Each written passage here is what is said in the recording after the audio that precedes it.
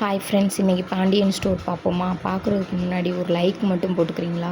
கோமதியோட தம்பி வந்து அவங்க ஒய்ஃப் கன்சீவாக இருக்காங்கன்னு சொல்கிறதுக்கானே கோமதி வீட்டுக்கு வந்திருக்காங்க. பாண்டியன் வீட்டில் அங்கே வந்து எல்லாத்துக்குமே ஸ்வீட் கொடுக்குறாங்க. இதுதான் விஷயம்னு சொல்லாமல் கொடுக்குறனால என்னன்னு எல்லோரும் கேட்குறாங்க.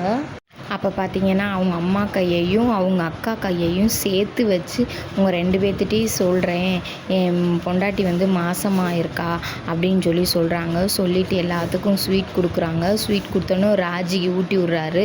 ஊட்டி விட்டோன்னே எல்லோரும் ஒருத்தராக வந்து அவங்க அந்த தம்பியையும் அந்த பொண்ணையும் சேர்ந்து கட்டி பிடிச்சி ஹக் பண்ணி விஷ் பண்ணுறாங்க. அப்போ பார்த்தீங்கன்னா ஒரு மாதிரி சரவணனுக்கு ஒரு மாதிரி சுருக்குன்னு இருக்குது. அதை வெளிக்காட்டலை, காட்ட மாட்டாமல் இருக்காப்புல.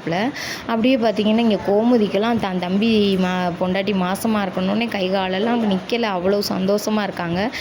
இன்னைக்கு வந்து அங்கே அண்ணி வீட்டில் சமைக்க வேணான்னு சொல்லிடு, இன்றைக்கி உனக்கும் உன் பொண்டாட்டிக்கும் இங்கே தான் சாப்பாடு, உனக்கு என்ன பிடிக்குமோ அம்முட்டையும் நான் வாங்கி வைக்கிறேம்மா, அம்முட்டையும் சாப்பிடுமா அப்படின்னு சொல்லி சமைக்கிறாங்க. சமைச்சு சாப்பாடு கொடுக்குறாங்க. சாப்பாடு கொடுத்து 2 பேருமா உட்காந்து சாப்பிட்றாங்க. சாப்பிட்டுக்கிட்டே இவங்க கொஞ்சம் நேரம் கழித்து அதுக்கு முன்னாடி என்ன செய்கிறாங்கன்னு பார்த்தீங்கன்னா கதிரும் அவங்க மாமாவும் பேசுகிறாங்க. பேசையில் கதிருக்கு என்னன்னு பார்த்தீங்கன்னா கதிரோட மாமனார் வந்து அவங்க அம்மா கூட இருக்கணும்னு சொன்னாங்கல்ல, அதனால ஏதாவது ஒரு பிளான் பண்ணி அம்மாச்சியை வந்து அந்த வீட்டுக்கு அனுப்பணும்னு சொல்லி பிளான் பண்ணி அவங்க வீட்டு ரூமில் உட்காந்துக்கிட்டு அவரும் கதிருமா பேசுகிறாங்க.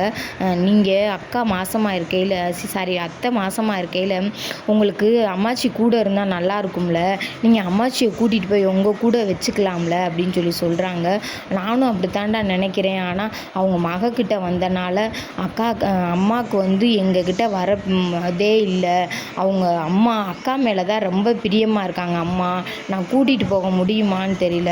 இல்லை இருந்தாலும் அம்மாச்சி வந்து உங்கள் வீட்டுக்கு வர்றது தானே சரியாக இருக்கும். உங்கள் ஒய்ஃபு மாசமாக இருக்கல, ஏதோ ஒரு ஹெல்ப் பண்ணலாம்ல, அந்த ஹெல்ப் பண்ணுறதுக்குனாலும் உதவாக இருப்பாங்கள்ல அப்படின்னு சொல்கிறாங்க.